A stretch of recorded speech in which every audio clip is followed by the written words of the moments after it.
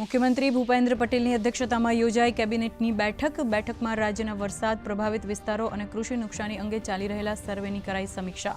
સાથે જ બેઠકમાં ચોમાસા સત્ર દરમિયાન રજૂ થનારા વિધેયકો અંગે પણ થઈ ચર્ચા.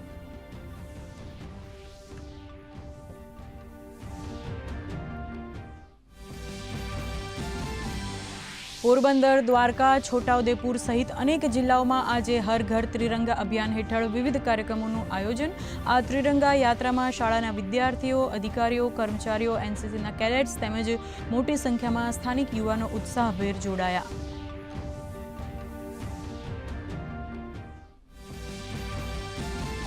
દિલ્હીથી ઉપરાષ્ટ્રપતિ સીપી રાધાકૃષ્ણને હર ઘર ત્રિરંગા વિશેષ બાઇક રેલીને આપી લીલી ઝંડી.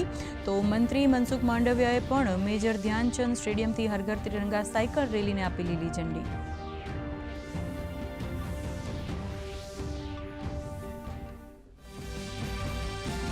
સંસદના ચોમાસુ સત્રનું અંતિમ સપ્તાહમાં આજે બંને ગૃહો માટે મુખ્ય કાયદાકીય કાર્યો સૂચિબદ્ધ. લોકસભા અને રાજ્યસભાના બંને ગૃહ હોબાળાને પગલે 2 વાગ્યા સુધી સ્થગિત. 1 બિલ લોકસભામાં અને 2 બિલ રાજ્યસભામાં ચર્ચા માટે નિર્ધારિત.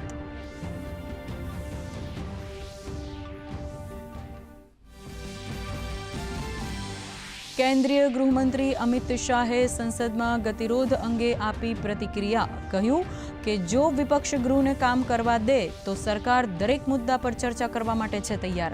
સાથે જ કહ્યું, સરકાર પાસે છુપાવવા માટે કંઈ નથી, હું દરેક પ્રશ્નનો આપીશ જવાબ. પ્રધાનમંત્રી નરેન્દ્ર મોદીએ ભૂતપૂર્વ રાષ્ટ્રપતિ રામનાથ કોવિંદની આત્મકથા triumphs of the Indian republic, my life my struggle પુસ્તકનું કર્યું વિમોચન. પ્રધાનમંત્રીએ કહ્યું, પૂર્વ રાષ્ટ્રપતિની આત્મકથા ભારતીય સમાજની બનશે ધરોહર.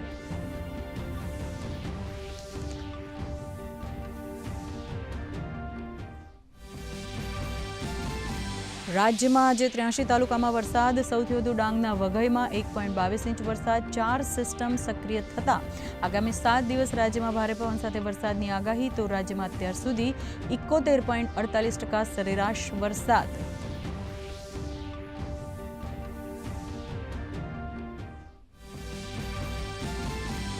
અમેરિકા અને ઈરાન યુદ્ધ વચ્ચે દરિયાઈ માર્ગો પર સતત વધી રહ્યો છે તણાવ. ઈરાન સમર્થિત હુથીઓએ સાઉદી અરબના જહાજ પર કર્યો હુમલો, જેમાં 4 લોકોના મૃત્યુની સત્તાવાર પુષ્ટિ.